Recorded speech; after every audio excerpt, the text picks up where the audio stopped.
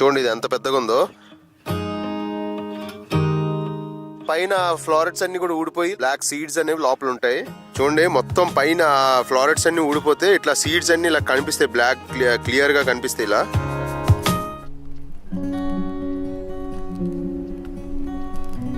ఇవన్నీ ఊడిపోతాయి, వాటంతకు అవే ఊడిపోతాయి అనమాట, డ్రై అయిపోయి. సో హార్వెస్టింగ్ టైం వచ్చినప్పుడు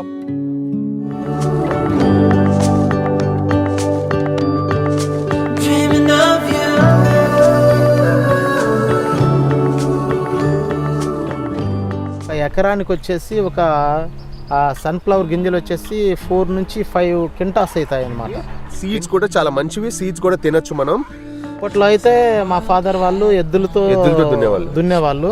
ఇప్పుడు టెక్నాలజీ మారిపోయింది, ట్రాక్టర్స్ వచ్చాయి కాబట్టి ఇప్పుడు ఎకరం పొలం దున్నాలంటే మాక్సిమం ఒక 2 days ఫుల్ కు పట్టేది అనమాట. ఇప్పుడు ట్రాక్టర్ తో అయితే యాక్చువల్లీ ఒక ఎకరం అంటే ఒక 35 minutes అలా అయిపోతుంది.